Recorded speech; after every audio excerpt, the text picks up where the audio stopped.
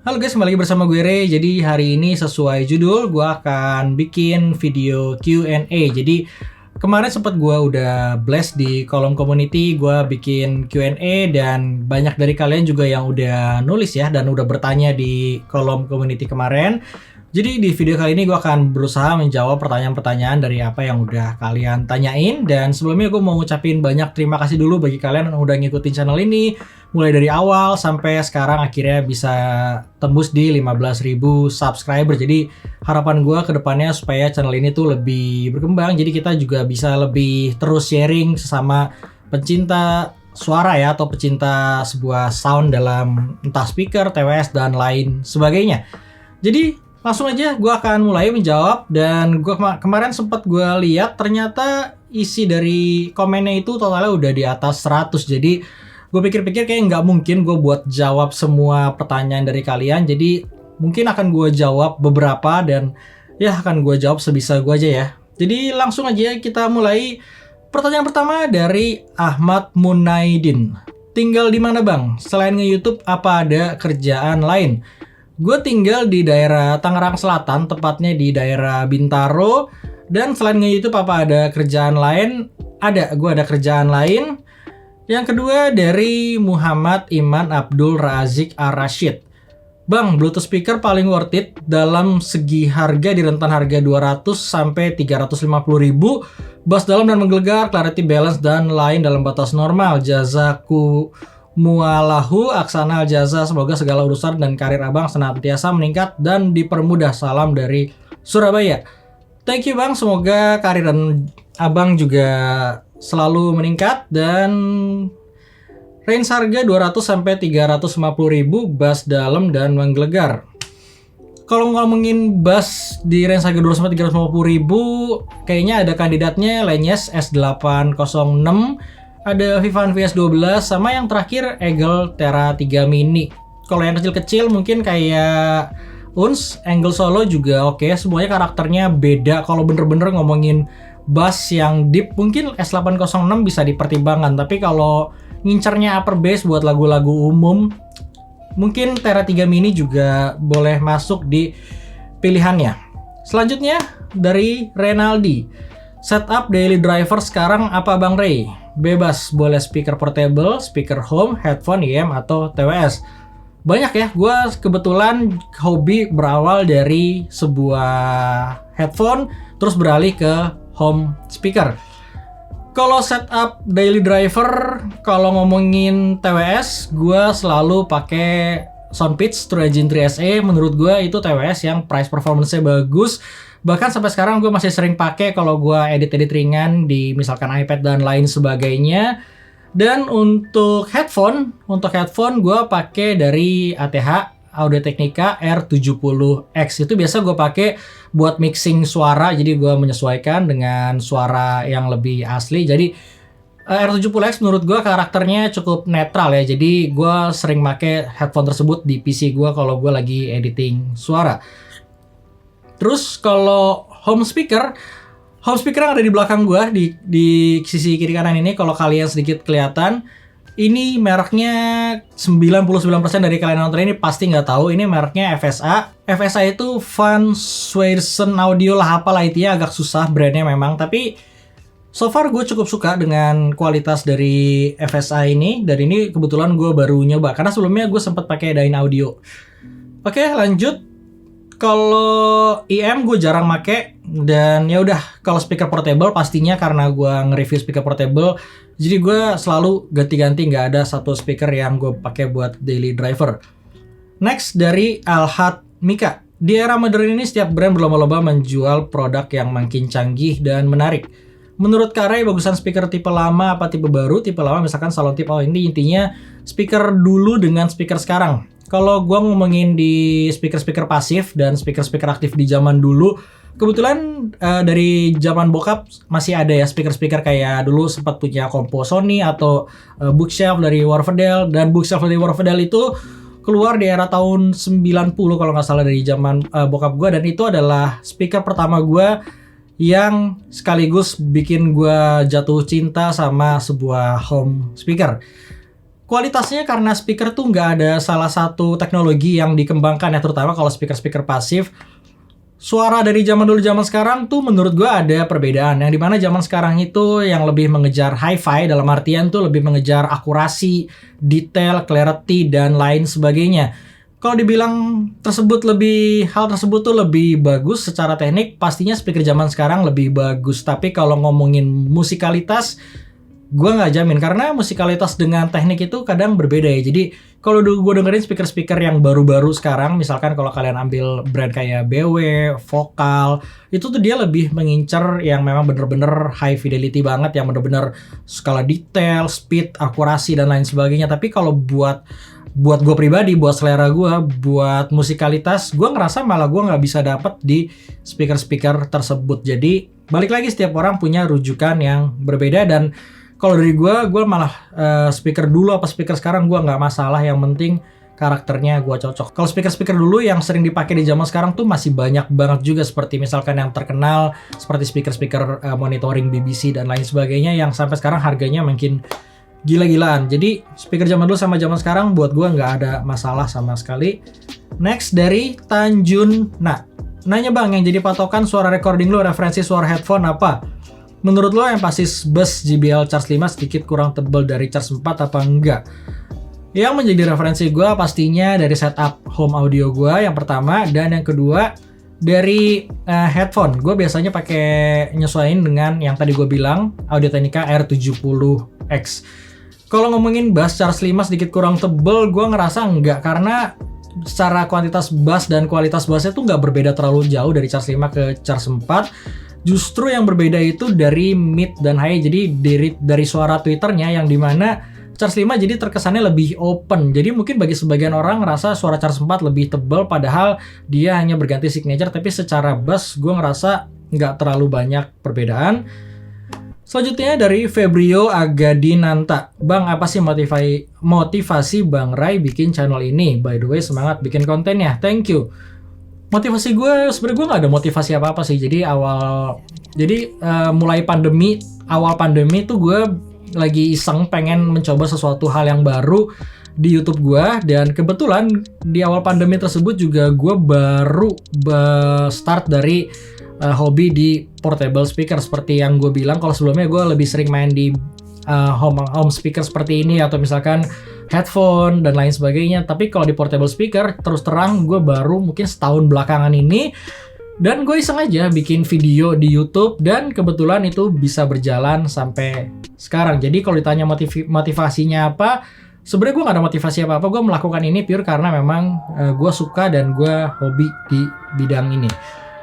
Selanjutnya dari Ruang Cara, dulu pernah nge-review smartphone ya bang, kenapa sekarang ganti nge-review speaker?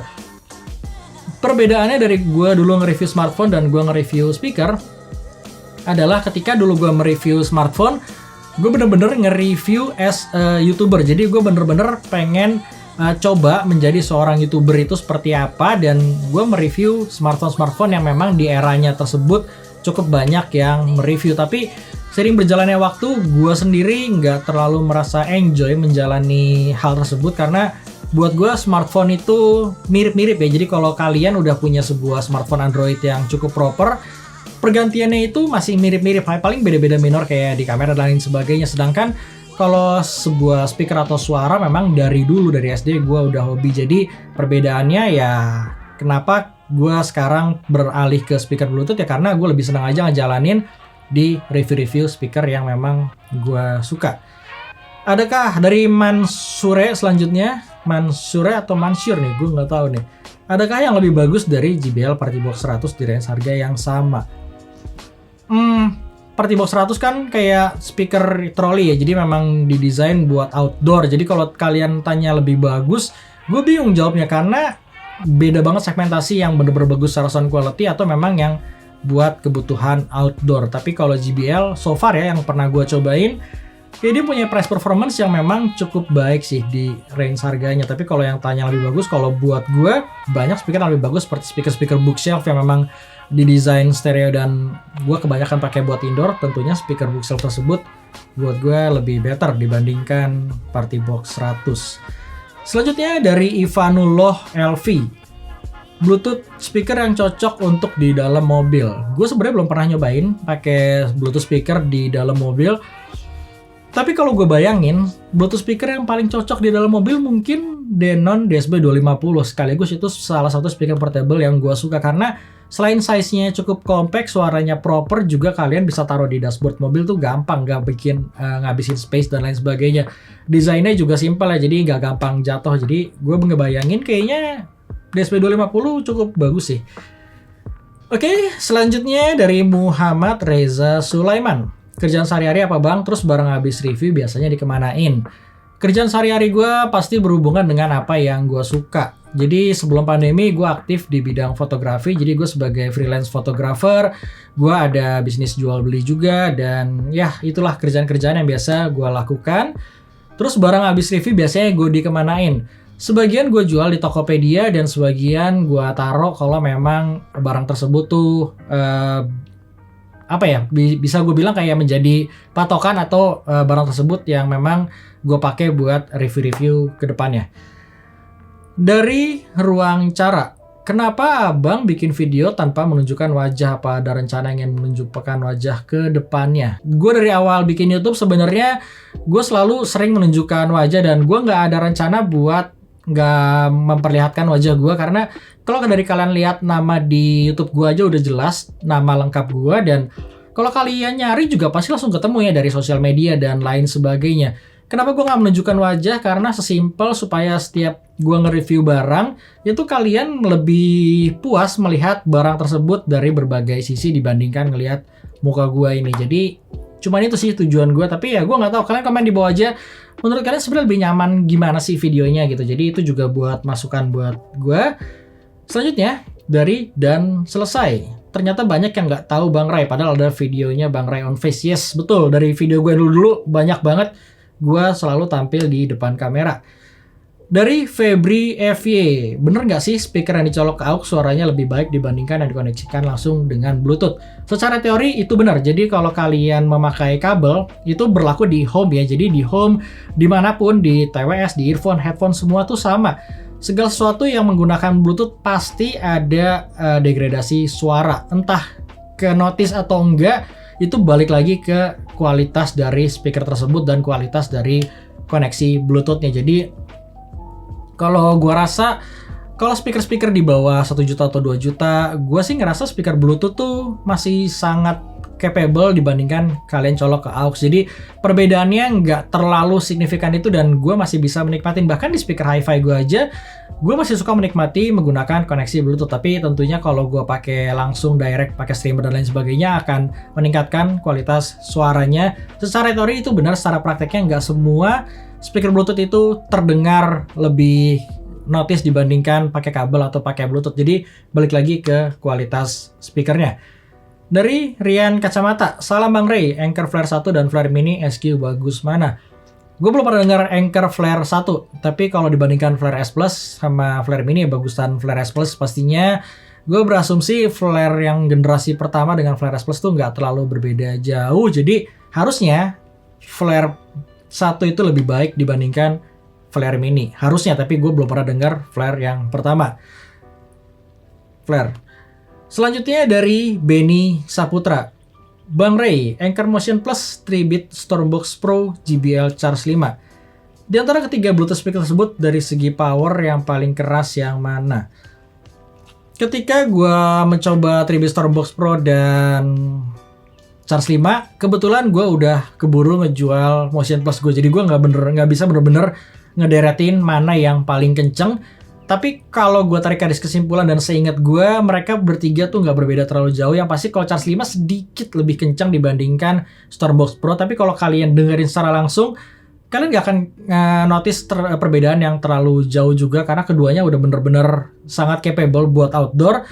Dan Motion Plus juga, seingat gue juga cukup kencang. Jadi gue berasumsi ketiganya nggak berbeda terlalu signifikan ya. Dan kalau sampai berbeda pun, harusnya mungkin Charge 5 sekarang mungkin ya. Kalau dulu Charge 4 sama Motion Plus cukup beda tuh, Motion Plus jauh lebih kenceng. Tapi Charge 5 sekarang juga udah bagus sih secara loudness-nya. Selanjutnya dari Full Clutch. Bang, request review Denon DSB 150 kalau boleh. Gue tampung dulu ya, jadi mudah-mudahan gue ada kesempatan buat review yang DSB 150 dan nanti akan gue compare dengan DSB 250 kalau memang ada memungkinkan. Selanjutnya dari Muhammad Riwaldi Saputra. Bisa nggak lihat wajahnya Bang Ray sama explore ruang syutingnya? Ini wajah gue dan ruang syutingnya mungkin nanti kapan-kapan kalau memang kalian tertarik, gue akan bikin room tour. Selanjutnya dari Agus Mulyadi, Bang bikin rekomendasi Bluetooth speaker lagi untuk pertengahan tahun 2021.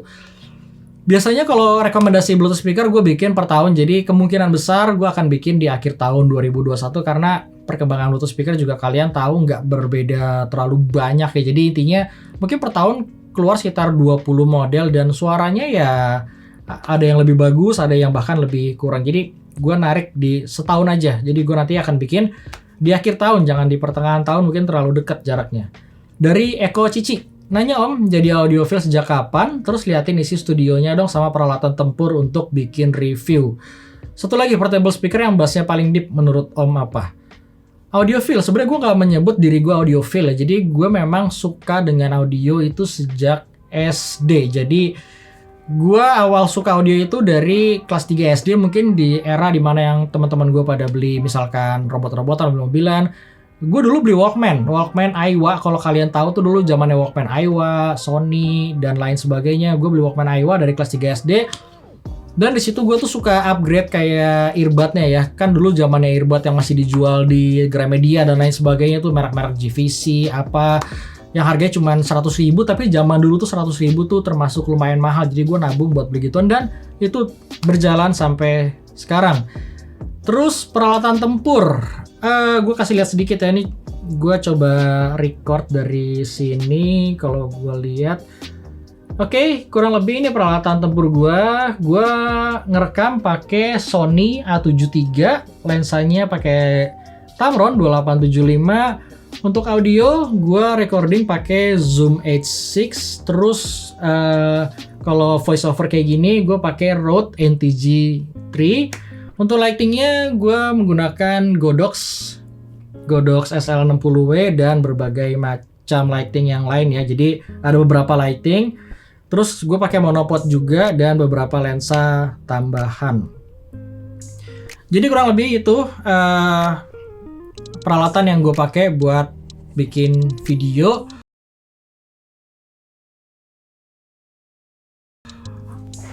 Oke, dan kayaknya udah 19 menit, udah hampir 20 menit. Jadi dengan sangat terpaksa Q&A-nya gue stop dulu sampai di sini. Jadi sorry banget bagi kalian menanya yang lain yang bertanya yang belum sempat gue jawab. Nanti mungkin nextnya kalau memang kalian suka dan tertarik dengan konten-konten seperti ini, gue akan bikin di part-part yang lain, entah kapan itu. Tapi yang jelas sekali lagi gue mau ngucapin terima kasih banyak bagi kalian yang udah ngikutin channel ini dari awal sampai sekarang. Thank you banget. Ya itu aja paling yang ada di video Q&A kali ini. Thank you banget bagi kalian yang udah ngikutin dan sampai ketemu di review gue selanjutnya.